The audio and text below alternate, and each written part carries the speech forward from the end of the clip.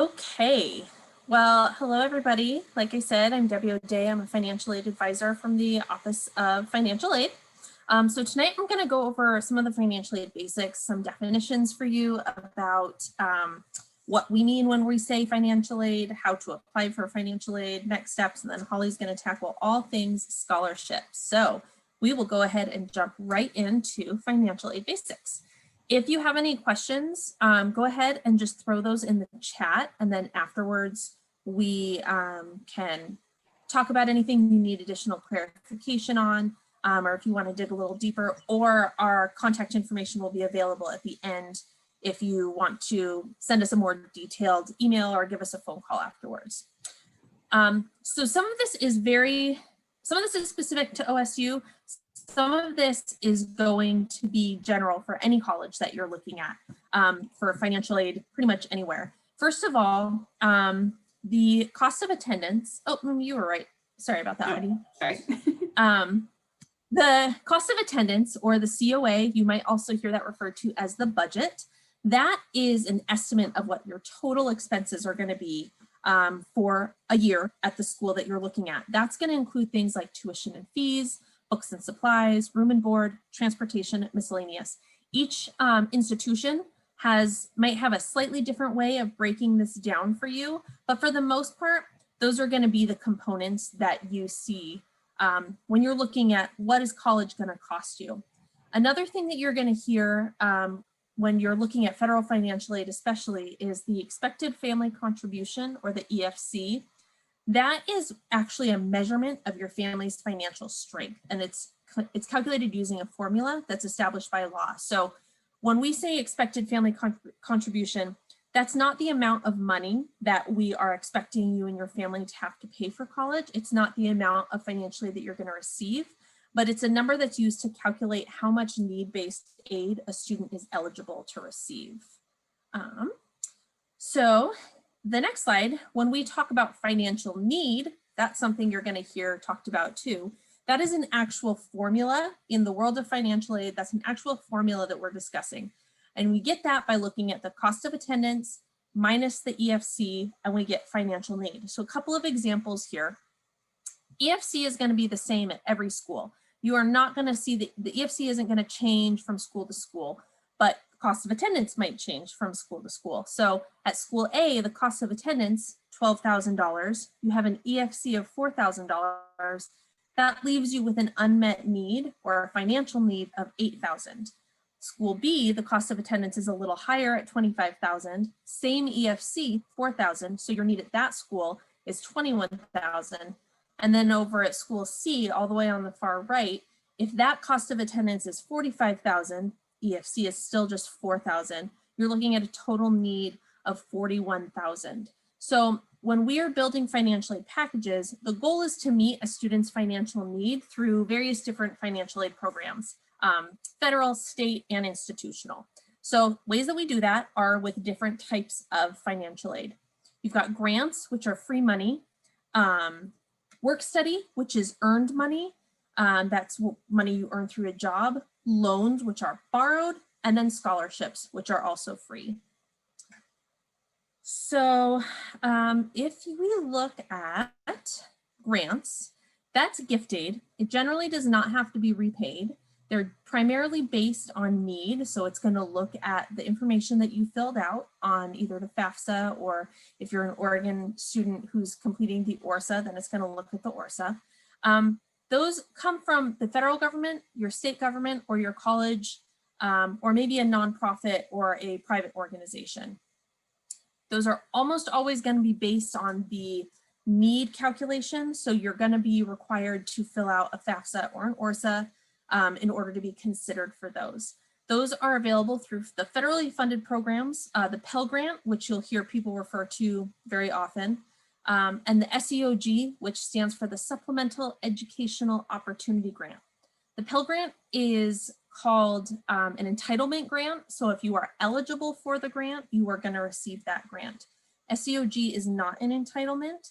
So that is going to be awarded to students based on different factors depending on the specific school that they're applying to. And then the Chafee Education and Training Grant, that's another federally funded program. State funded programs here in Oregon, you're looking at the Oregon Opportunity Grant, the Oregon Promise Grant, and the Student Child Care Grant. And those are all for Oregon state residents of the state of Oregon. Work study is money that you earn through working. It does not have to be repaid. Work study funds are also typically awarded on a need-based basis. Colleges have to be participating in the federal work study program. When you complete the FAFSA, there's a question that says, would you like to be considered for work study? I always encourage students to just go ahead and say yes.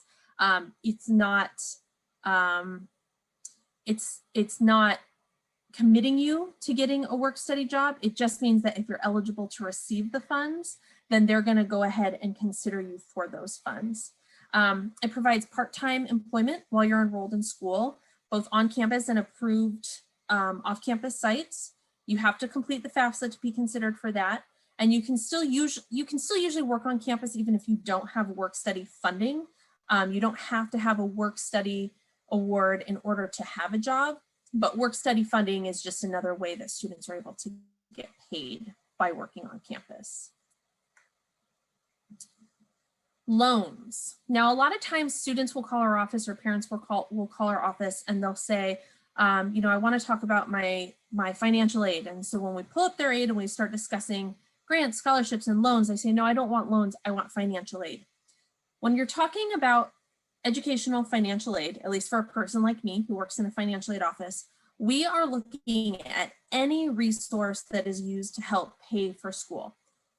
Federal loans or private educational loans are a resource. They might not be the preferable resource, but they are a resource. So we will consider federal loans or private loans if that's a route that you pursue when talking about financial aid. Those can be borrowed either through the federal government. You complete the FAFSA and that determines your eligibility. The federal loans typically have lower interest rates. They also have a grace period that allows students 6 months after they graduate or drop below half time before they have to start making payments on them.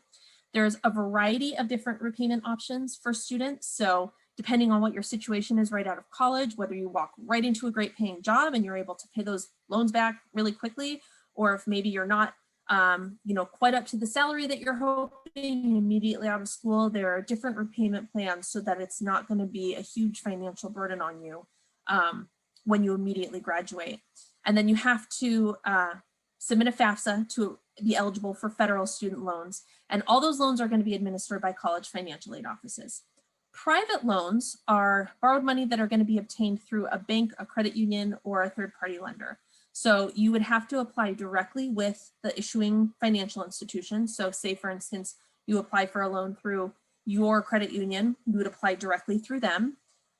You're going to be responsible for repayment of that. If you have a cosigner that signs on with you as well, then that also, they have responsibility of that. It's really important that you look at the loan benefits, that you look at what the repayment options are, that you look at the interest rate, whether it's fixed or variable, and just know exactly what you're getting. Private loans do not have to offer the same repayment structure and plans that federal loans do. So it's always good to consider federal loans first before you pursue a private loan. So this is a very, very busy chart. I'm not going to expect you to be able to take this all in and memorize it right away, but I do want to highlight a couple things. So this is based on the current academic 2020-2021 academic year. This year, the interest rates for subsidized and unsubsidized loans for undergrads is 2.75. The Parent Plus loan is 5.3. So those are all comparatively really low interest rates. Those are fixed for the life of the loan unless you choose to consolidate. And there are annual limits. So it's really important to know what you are eligible to receive. First year students, so that's a student that has 0 to 44 credits. You're going to be eligible for a combined total federal loan funding for the year of $5,500. As a sophomore or between 45 and 89 credits, you're going to be eligible for $6,500 per year. And then as a junior or a senior, you're going to be eligible for $7,500. Some of that total amount, the 55, 65, or 7,500 might be offered as a subsidized loan. The subsidized loan does not accrue any interest while you are attending school until you either drop below half-time or graduate. But subsidized loans are, you have to have unmet need in order to be eligible for the subsidized loan. So that chart that we looked at earlier, which was cost of attendance minus EFC, if there is need there, after taking all the other sources of income into consideration, then you're going to be eligible for that interest-free subsidized loan. Otherwise, it's going to be the unsubsidized loan, which does accrue interest, but you're not required to make payments on it until after you graduate. With the Parent Plus loan, that's a loan that is taken out in the parent's name, but still comes to the school and applies to your financial aid, just like any other source of financial aid. There is a credit check for the Parent Plus loan. It does look for adverse credit history, and repayment will either begin 60 days after the last disbursement, or parents can choose to have repayment delayed until their student graduates. And then with private or alternative loans, those are going to vary entirely based on the lender. So it's really important to do homework if you are going to pursue a private or alternative loan to make sure you understand exactly what the terms of that loan are. Scholarships. Scholarships, that's more gift aid that does not have to be repaid. It can be merit-based, need-based, or both. Scholarships are privately funded through colleges, private organizations, foundations, sometimes employers. It's applied, you will apply for it through the organization, and there's different types of scholarships: academic, athletic, interest-based. If you have an unusual talent, if you're very active within your community or within a certain organization, there are a variety of ways that you can get a scholarship. So it's really important that you take time to pursue scholarships. They're not just going to land in your lap typically. It does take some searching, but it's one of those things that if you take the time and you are able to secure scholarships, it can really pay off. So I'll let Heidi get more into scholarships later. I won't tread too much on her area. And then other programs that students use to help fund education. You've got the AmeriCorps, if you're familiar with that. If you're not, there is a person in our office that you can chat with about it, or you can find information online. And then different veterans benefits. You can receive VA education benefits as a veteran or as a dependent or spouse of a veteran. The benefit recipient will want to apply for those benefits at va.gov. And also you'll want to check in with the school's veteran benefits or veterans resource office to make sure that you know what you're eligible for, if there is benefit eligibility, and what requirements are in place that you need to make sure you complete in order to get those benefits. So how do we apply for these different sources of funding? The FAFSA is the free application for federal student aid. That is the federal application. Those subsidized, those unsubsidized loans, Pell Grant, SEOG, work study, to be considered for any of that funding, you have to complete the FAFSA. It opens October 1st every year. So for students that are going to be, I saw somebody said they're planning for fall of 2022. This October 1st is going to be when you want to fill out the FAFSA. You have to do it every year. It's not a one and done. Every year that you plan to attend school, you want to make sure to fill out the FAFSA. And we always say to do it as soon as possible. Number one, you get it done in October, you don't have to think about it again for a hot second. Number two, that free money, like the SEOG grant, for example, or other institutional aid, a lot of times that's going to get awarded as students who are eligible complete their FAFSA and application. So we always say free money goes first. So you don't want to drag your heels on getting the FAFSA done. Make sure to just sit down with your parents, log in, and get it done. The ORSA is the Oregon Student Aid Application. So that also opens up every October 1st. And that is an alternative to the FAFSA for undocumented Oregon students, including those that are DACA or have TPS status. Those are to be considered for state student aid programs like the Oregon Opportunity Grant and the Oregon Promise Grant. If you are not sure which one applies to you, then when you go to the ORSA website, oregonstudentaid.gov, there is a quick survey that you can fill out at the beginning, and it'll tell you if you should be filling out the FAFSA or if you should be filling out the ORSA.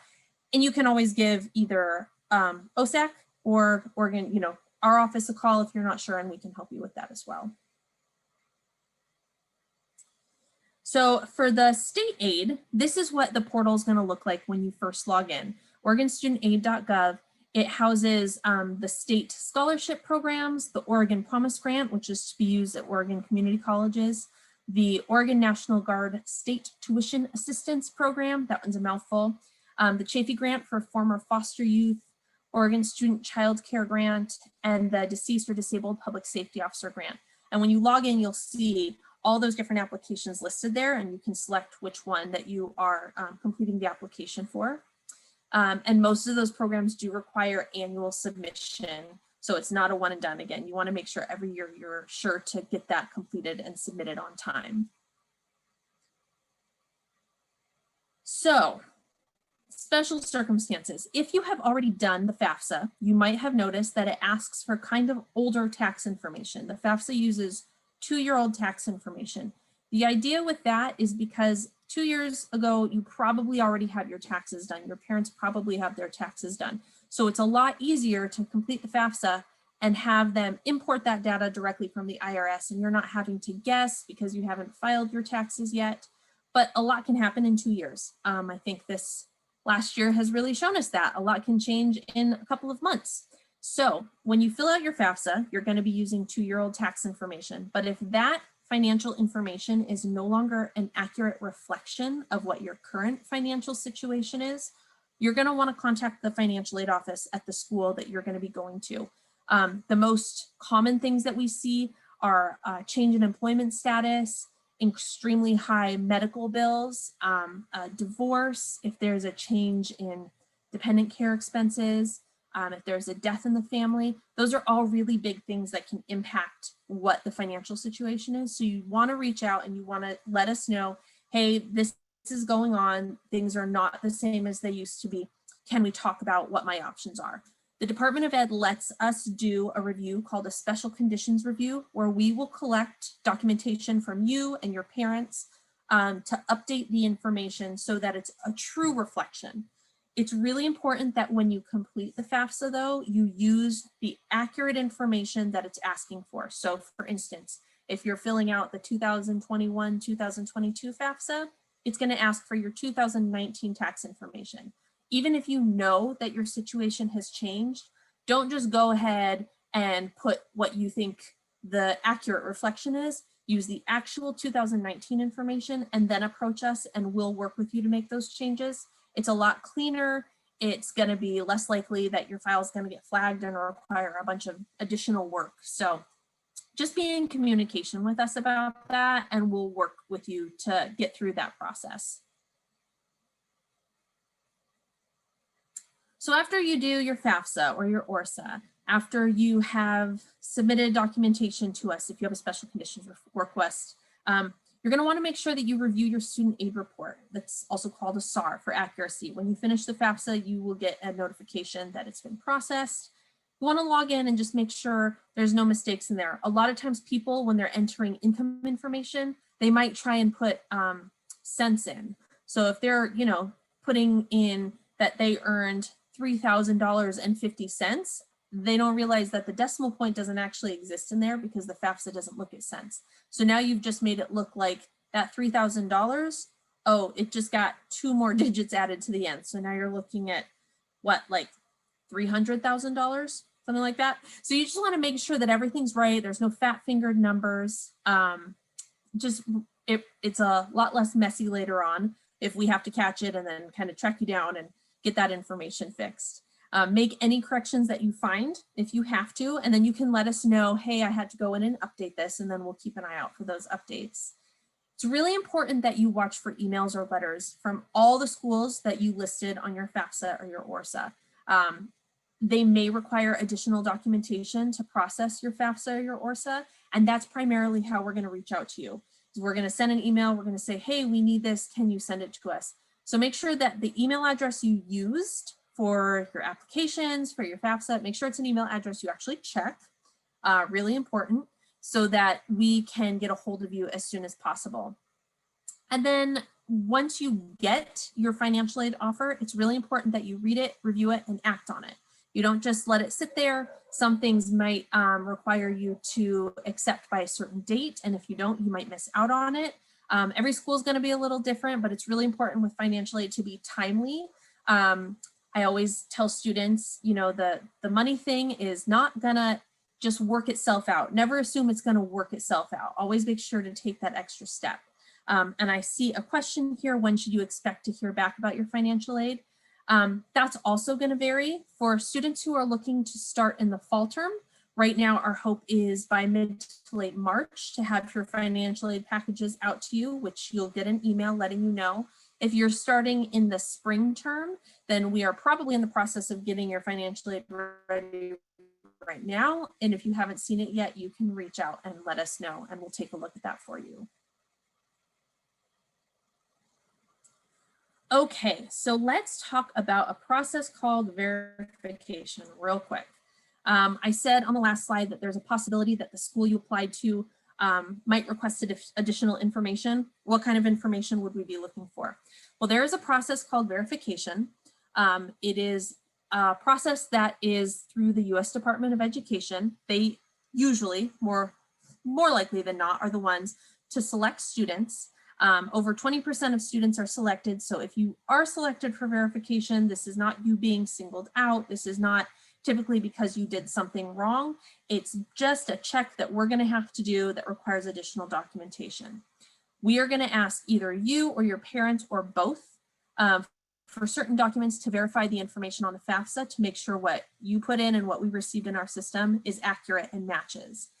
You're going to want to get that to us as soon as possible. Every school has their own priority deadline. Every school is going to say, hey, we need this to you for early consideration by this date. It's this, and a lot of times if you're selected for verification at one school, you are likely selected for verification at another school. So if you've heard from one school, but not from your other schools that you're looking at, just reach out to those other schools and say, hey, do I need anything from you? Because it's possible that there are requirements out there. Each school is going to have a slightly different process, so make sure to read the forms and directions from each of them as they instruct and follow that process for each individual school. And then make sure that the information that you're giving them is accurate.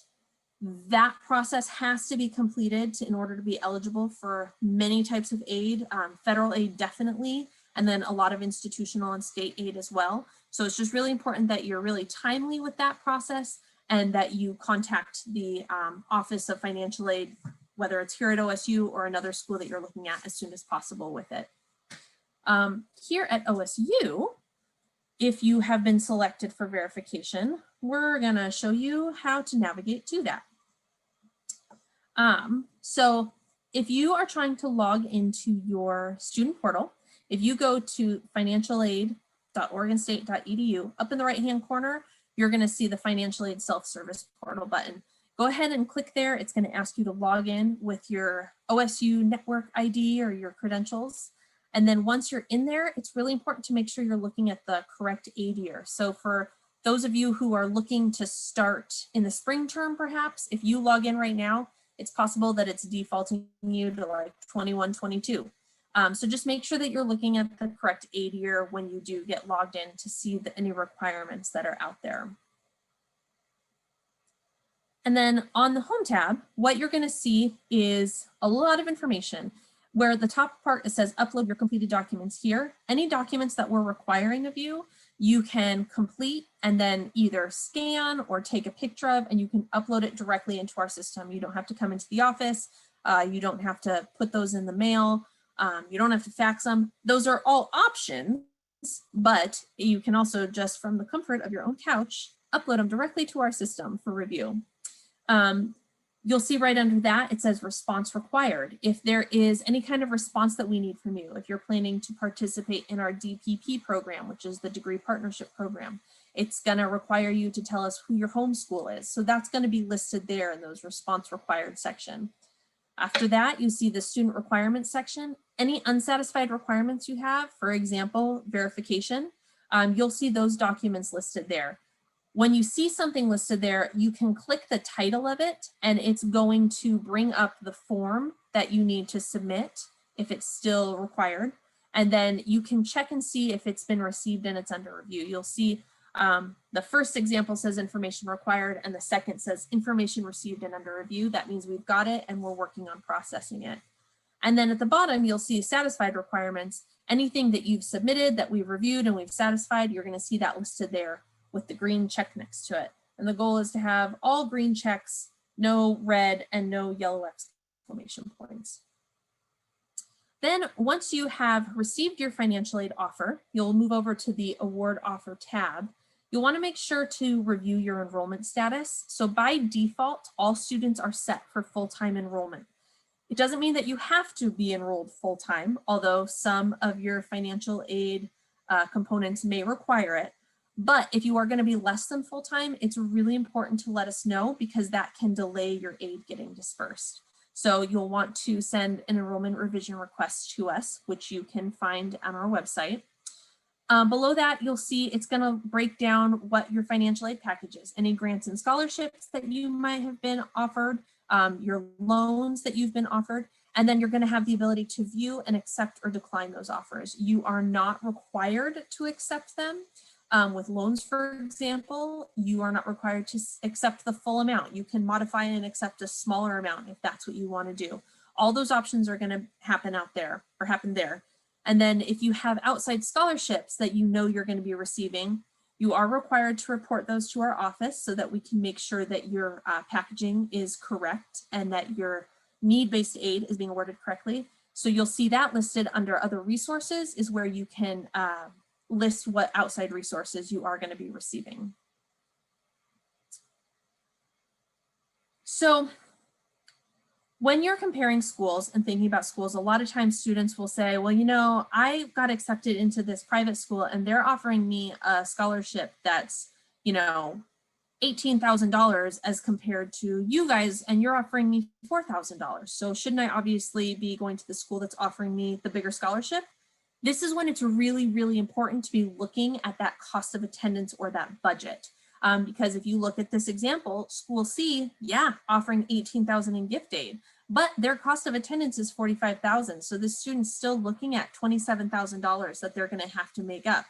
Whereas over in school A, cost of attendance is $23,000 and that gift aid of $4,000, they're only looking at a net cost of $19,000. So that's a significant difference. And that's why it's really important to be considering all the different components of the cost of attendance and the different types of aid that you're receiving when making the decisions based on financial planning. So this is just kind of a breakdown of what the OSU cost of attendance is. This is from the current year. The numbers for the upcoming academic year have not been finalized yet, so we're just going to use this year's numbers as an example. You'll see for an Oregon resident, the total cost of attendance is $29,307. For a non-resident, it's $49,497. The difference there is going to be in the tuition and fees. So you'll notice books and supplies, room and board, transportation, personal and miscellaneous, those are all the same. We're never going to charge you for things like transportation, personal and miscellaneous. Those components are there so that you can plan as a family for what those costs are going to be. You're still going to need to buy toothpaste and shampoo.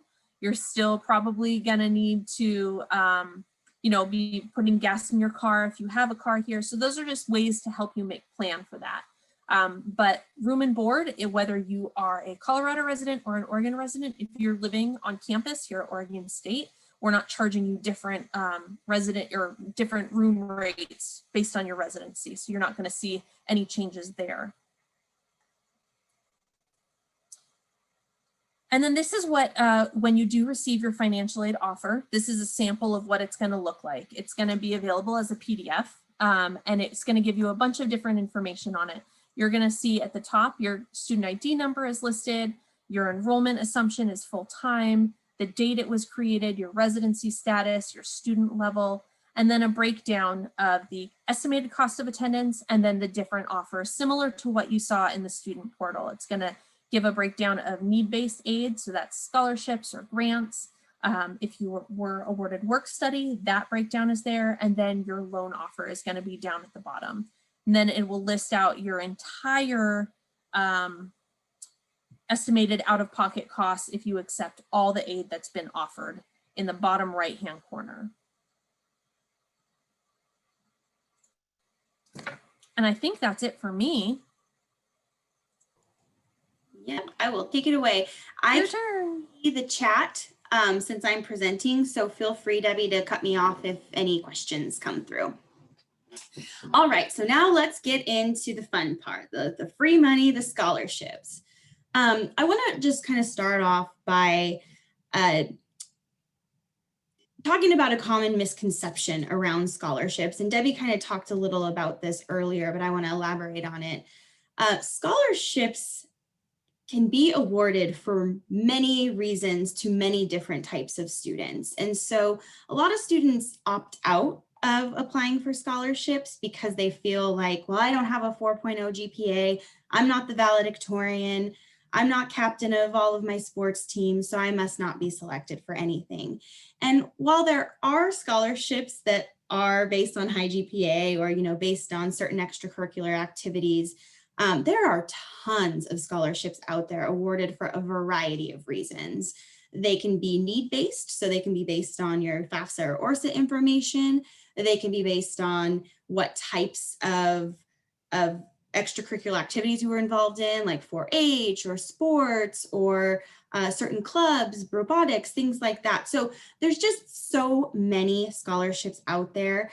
I always recommend students to throw their hat in the ring, spend some time applying, spend some time searching, because if you don't apply for scholarships, the chances of getting a scholarship are 0. But if you spend the time to apply, you may be surprised at how many scholarships there are out there that you will qualify for. Also, I want to note that right now we are in the thick of scholarship season. So if you haven't started thinking about scholarships already, you should start today, because we are actually getting close to a lot of the scholarship deadlines. Most of them are in mid-February or early March. So if you're waiting until your financial aid package has been released in March to start thinking about scholarships to kind of plug in the holes there, you may be too late. So the time to start thinking about scholarships is usually in November, December through February. So it's great that you're here so you can get started on those processes. So at OSU, we have a few different rounds of scholarships. I think that's probably the best way to explain it.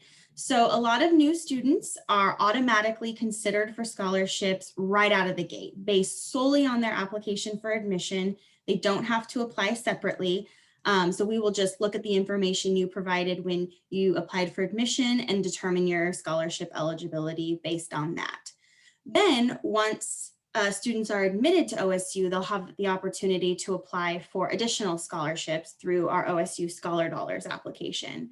And these are generally scholarships that are awarded through our academic colleges and departments. So based on your major and other eligibility criteria. And those are usually awarded later in the spring, in March or April. Sometimes those awards are out by the time your financial aid package comes out. Sometimes they come out a little bit later. And then, of course, we also always encourage students throughout the year to be looking for external scholarship opportunities.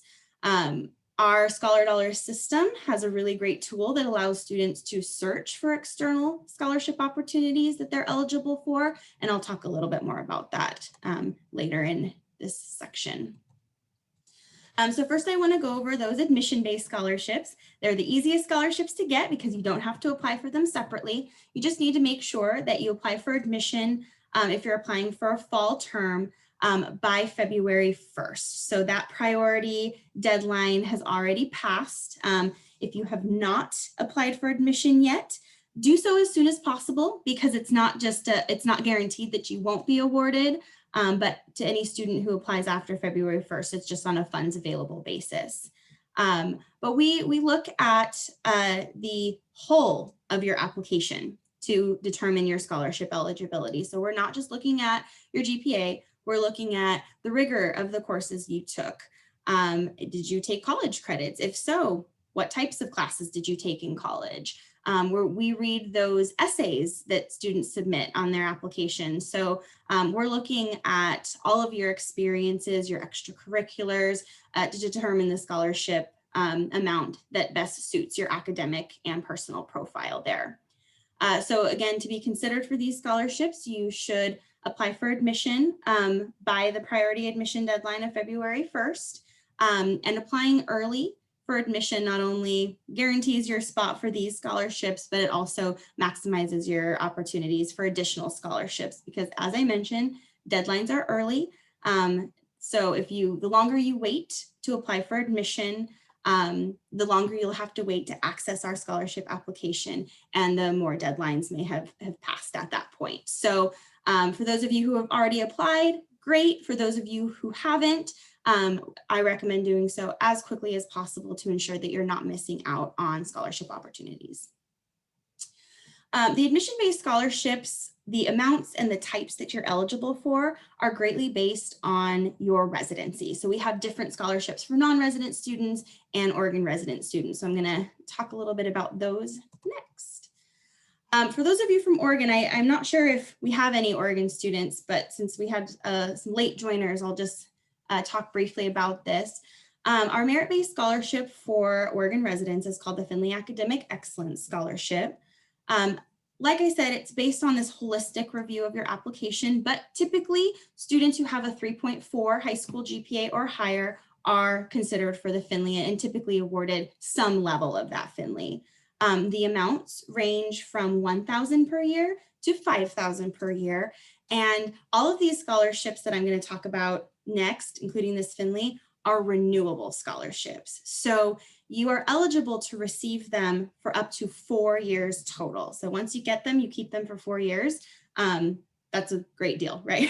So as I mentioned, the Finley the amount of the Finley is up to $5,000 for Oregon resident students per year. We also offer a presidential scholarship, which, unlike the Finley, is a little bit more competitive. Students aren't necessarily automatically awarded the Finley, but they are automatically considered, the presidential, but they are automatically considered for the presidential if they have a GPA of 3.85 or higher. If you're going off of a weighted GPA, it's 4.2 or higher. The presidential is a little bit more competitive though. We only award about 100 students per year. And each year we have about 2,000 students who meet that minimum criteria. The presidential scholarship is awarded a little bit later in the year. We are just getting started with that process and plan to have awards out in mid-March. The presidential scholarship is a $10,000 per year award. So it really truly is OSU's top award for Oregon residents. And if you have already been awarded a Finley scholarship, but you meet the criteria for the presidential, you are being considered. And if you are selected, the presidential scholarship will replace your Finley Academic Excellence Scholarship. For our non-resident students coming from out of state, the non-resident equivalent of the Finley Academic Excellence Scholarship is the Provost Scholarship. Again, it is awarded based on a holistic review of your admission application, priority consideration given to students who apply by February 1st. And the Provost Scholarship is generally awarded to students with a 3.0 high school GPA or higher. And the ranges of the Provost are $6,000 to $12,000 per year. And like the Finley, it is renewable for up to 4 years total. New this year, non-resident students from eligible WUI states are also automatically considered for the WUI scholarship at the time of admission. And I know that some schools who participate in WUI will give the WUI discount to all students from eligible WUI states, but the WUI scholarship is competitive at OSU. So we are awarding WUI to about 10% of admitted students from each WUI state. And you will find out if you are awarded WUI right at the time of admission. So non-resident students are either awarded WUI or a Provost at the time they're admitted, not both. WUI has an estimated value of about $15,000 per year, but because it's a little bit different than our other scholarships, the amount is going to vary. It's actually a discount. It's equivalent to 150% the cost of resident tuition. And your tuition varies depending on how many credits you enroll in each term. So the $15,000 per year estimate is based on a student who's enrolled in 15 credits per year. But if you're enrolled in less or more, then your actual WUI discount may vary. All right, so for those of you who have already been admitted or will hopefully be admitted soon, your next step once you get your admission decision is to sign up for ScholarDollars and to apply for additional scholarships. As I mentioned before, the scholarships in ScholarDollars are generally awarded through the academic colleges and departments. However, there are some campus-wide general scholarships that you can apply to as well. You do have to be an admitted student with an active ONID ID.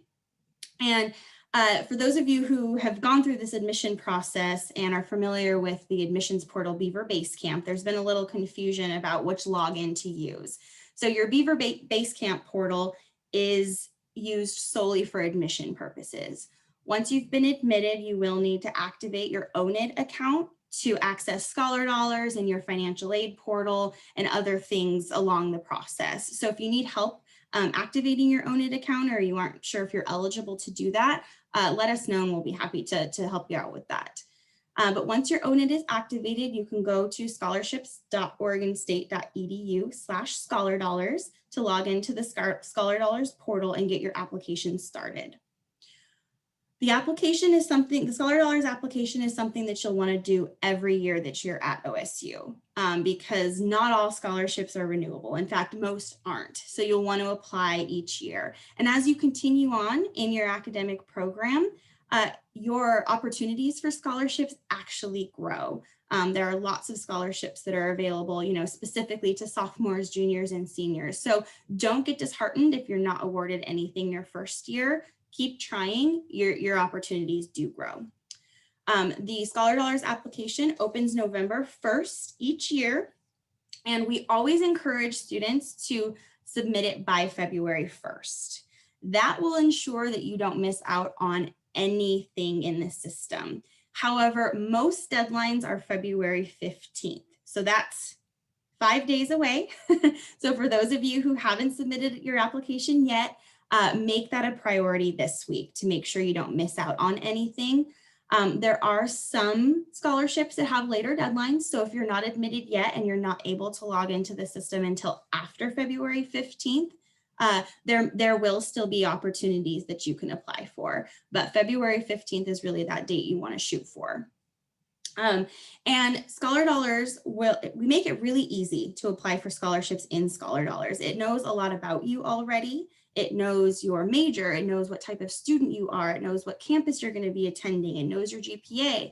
So it will match you to scholarships and scholarship applications that are applicable to you and your eligibility. You don't have to sort through one by one and determine which scholarships to apply for. The system does all that work for you. And it will also match you to external scholarships that you meet the criteria for. You can't apply for those scholarships in the system because this is an OSU system, but you can read about them and visit those external links. And I'll show you next kind of what that ScholarDollars portal navigation looks like. When you go to that website, the ScholarDollars website that was on the previous slide, you'll see this page. It talks about the system. It has that big orange login button. If you have your ONID already set up, you can go ahead and click login. If you don't have your ONID set up, or you just want to take a peek at what kinds of scholarships are out there for you, you can scroll down and it'll show you a list of every single scholarship that is in ScholarDollars. There are over 1,700 of them, so it's a pretty extensive list. If you want to filter based on your academic program or your college, you can click that filter link in the top left or right hand corner. And from the organization dropdown, you can choose your college. So if you're coming to OSU To study business administration, you can choose College of Business, or if you're going into engineering, you can choose College of Engineering. It'll just show you those scholarships. You can read a little bit about them. You can see when their deadlines are. So for the student that's here tonight who isn't planning on starting until fall of 22, this is a great place for you to start so you can be prepared to meet those deadlines for next year. Once you have your ONID activated and you can log into the system, it'll take you to your student dashboard, which looks like this. You can add a little picture there if you if you want to customize your dashboard. And the first thing you'll see is this gray bar at the top that says you have outstanding questions to answer. The first round of questions is actually specifically for the external scholarship opportunities. So you can ignore it at first if you want to, but you'll be presented with kind of a series of just general questions that the system needs to match you to outside scholarships. We don't need a whole lot of questions or a lot of answers from you to match you to OSU scholarships. So if you want to dive right in and just begin applying to OSU scholarships, you can do that without answering those questions. You'll just want to go to the scholarships tab or the application tab on the left-hand side to get started there. If you click on scholarships and you sort up here by school scholarships first, which I do believe is the default setting, it will show you a list of all of the OSU scholarships that you meet the minimum criteria for. The list in some cases can be a little overwhelming because some colleges do have a lot of scholarships to award students. So you may think right at first that you have to go through one by one and apply to them each individually because they will each have this apply button. But if you click apply, it will actually pop up with an application, or you can go directly to the applications tab and it will show you the application associated with that scholarship, and it will tell you how many other scholarships it's associated with. So in this example here, we clicked apply just for this first one, and it popped up with this College of Business application, and it tells us that it applies to 25 scholarships. So by submitting that one application, you're actually clearing all of those scholarships on that individual scholarship list. Depending on your eligibility, depending on the way that your college awards scholarships and the way that they collect application information, you may just have one application to complete, or you may have a few. So make sure after you submit that one application that applies to multiple scholarships that you're still going back to that that applications tab to make sure you don't have other applications to submit. Students who are double majors or students who are in the honors college, they will always have 2 applications to submit, but even some colleges have multiple applications for just their one college. So just make sure that you're submitting all of the applications that you have available to maximize your scholarship opportunities. Once you've applied to all of the OSU scholarships that are available to you, then you can start searching for those external matches. You can complete those questions and start sorting through the list. This is also going to be a really long list. There are a lot of scholarships in this system, a lot of which have pretty general criteria. So definitely prioritize by those that have upcoming deadlines. But you can sort through. You can view information. If you decide that it's a scholarship that you really would like to apply for, you can click apply, and then it'll pop up with this leaving website pop-up that tells you that it's going to take you to that external website to apply for those scholarships. You can also just Google the name of those scholarships to find their direct website as well. This is simply just a resource to help you search for all of those external opportunities all in one place. And because searching for external scholarships can be such an overwhelming and daunting task, you don't know which ones are legitimate, you don't know which ones you should be spending your time on. We do all that work for you. So all of the external scholarships that are recommended in the ScholarDollars system have been vetted for legitimacy by our office and truly are scholarships that we believe you could be eligible for. All right, and then for those of you who are Oregon residents, I always want to recommend applying for scholarships through OSAC, which is the Oregon Office of Student Access and Completion. Debbie talked a little bit about OSAC when she was talking about different grant programs that are available through the state of Oregon. But Oregon also has a great resource for scholarship opportunities that are specifically for students from Oregon. So again, this is something that you would want to do every year, create an OSAC profile and apply for as many scholarships as you possibly can. The OSAC system is in some ways set up similar to ScholarDollars, where a lot of the applications are general and apply to multiple scholarships. So even though there are some you may have to apply for separately, you usually can get a pretty big bang for your time by just submitting one general application. There are over 600 scholarships in that database, so lots and lots of opportunities. And I see a ton of OSU students who have OSAC scholarships. So it's definitely worth your time to check out if you are from Oregon. Similar to our ScholarDollars deadline, their deadline is also in mid-February. Their early bird deadline is February 15th, and then the final submission deadline is March 1st. So time is a ticking to get those scholarship applications in. All right, so as you are applying for scholarships, just some helpful tips to help you keep track of things and to strengthen your chances of being awarded. Stay organized on which scholarships you want to apply for, what their deadlines are, what's required of them, and prioritize them by which ones take the most time and which ones have the earliest deadlines. It seems like a lot of work up front, but it's going to save you a lot of headache in the end when you have that all in one place to track your scholarships. Also, make sure that you are using a professional and accessible email account. For those of you who have already been admitted to OSU, you have an OSU email account that you can certainly use, and that's the email account that we will be sending future communications to. But if you would like to just use your personal email, make sure it's something that looks professional and is something that you will have access to beyond your senior year of high school. So a lot of students use their school issued emails to apply for admission, to apply for scholarships, and that's great for right now. But remember that those email addresses will be deactivated as soon as you graduate. And if we're still trying to send you scholarship notifications in June or July, you won't get them from that email.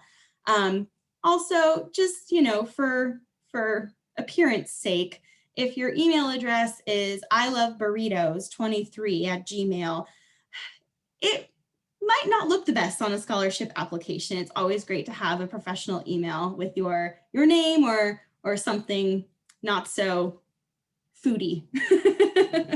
That is a real example of an email address that I have seen before. And you're going to be asked to talk yourself up in scholarship applications. You're going to be asked to tell those committees what's unique about you. And for some students, that can be a little uncomfortable. It's always hard to brag a little about ourselves. So if you're feeling like you're not sure what's great about you, ask your friends, ask your family, ask your grandma.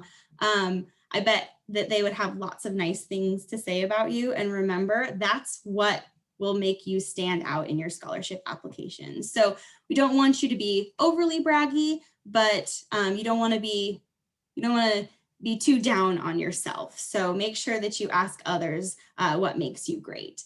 And while you're asking others, have them proofread your essays as well. We spend so much time writing essays and rereading them and rewriting them, and we get so close to them that we can forget to check for spelling errors or grammatical errors, or we've just had eyes on them for so long that we miss them. So it's always great to have somebody proofread your essay. When scholarship committees are reading hundreds of them, a spelling error or a typo could actually be the make or break. So it's important also to give yourself enough time to allow others to proofread. Apply to as many scholarships as you can and apply to as many different types of scholarships as you can. The more you apply for, the more opportunities you have to get one. And also understand that scholarships may impact your financial aid award. So throughout the spring, if you're adding more and more scholarships on to your account, those need-based grants or the unsubsidized loans that you've been getting, or sorry, the subsidized loans you've been getting, those may be impacted. So don't be surprised if your financial aid offer is adjusted kind of throughout the spring and summer as we get more information from you. And lastly, never pay to apply for scholarships. Scholarships should always be free. The federal financial aid application should always be free. If you are on a website and it is asking you to pay, it is not legitimate and you should not do that. Also watch out for scams. Just be wary of what types of information outside organizations are asking for. There are some cases where a scholarship application may ask for your social security number, but it's pretty rare. So just don't be too quick to give out that information. If it seems iffy, stop what you're doing and ask somebody to help you out. Ask somebody if it's a legitimate website. You can always email my office. You can email the financial aid office. You can ask your school counselor, because we certainly don't want anyone to be scammed. The biggest risk is probably just being spammed with phone calls and emails for the rest of your life, but it could be worse than that. So just be careful. And Heidi, something that I'll add to that is you might come across people who say that you can hire them for assistance with completing your FAFSA to maximize the most financial aid, and they can help you draft letters to help plead your case for why you need to be considered for more aid. Typically, you don't ever need to do that, especially with the FAFSA, like Heidi said, and like you saw, the first word of FAFSA is free. So anybody who's saying, I'm going to help you fill out the FAFSA and help you get maximum financial aid, you can call any financial aid office and we'll be able to give you the same information that that person's going to give you. And in a lot of cases, because we are working with the FAFSA every single day, we might know more than that person who's going to charge you a great rate of $1,400 to help you compile all this stuff. Just skip right over those folks and give us a call. Definitely. And then this is just kind of an overview of all of the different dates that we've talked about throughout this presentation. So as you can see here, a lot of the dates are really close to today. So just make sure that you're not missing any important deadlines. Make sure that you have applied for admission or that you are going to tonight. Make sure you get that FAFSA in by the end of the month if you haven't already. Make sure you get your ScholarDollars application in as soon as possible, and then keep an eye out for those financial aid packages in mid-March or early April. And that we are ended almost right at 6 o'clock. So thank you so much for sitting through this. I know that it's a ton of information. I can't reiterate enough that we are here to help answer any questions that you have. We're here to help guide you through this process. We know it's overwhelming. We wouldn't have jobs if students could figure it out all on their own. So please never hesitate to reach out. Our contact information is on this slide here. So feel free to take a picture or a screenshot or just write it down and reach out to us at any point in the process that you might have questions. But of course, if you have questions right now, we're happy to answer them. There are really no dumb questions when it comes to financial aid. Realistically, students and parents are dealing with financial aid 2-3 times a year, maybe. Heidi and I, our offices do this 40 hours a week. So we expect to know more than you all about this. And we don't know how to help you if we don't know what's going on. So anytime you think, hey, I don't know if this is relevant or if this is going to change things, just go ahead and ask the question anyway. Worst case scenario, we say, no, that's not actually going to have an impact. Best case scenario, we say, I'm so glad that you brought this to our attention. This is actually something that we can work with you on. So don't ever feel dumb. Don't ever hesitate to ask us questions.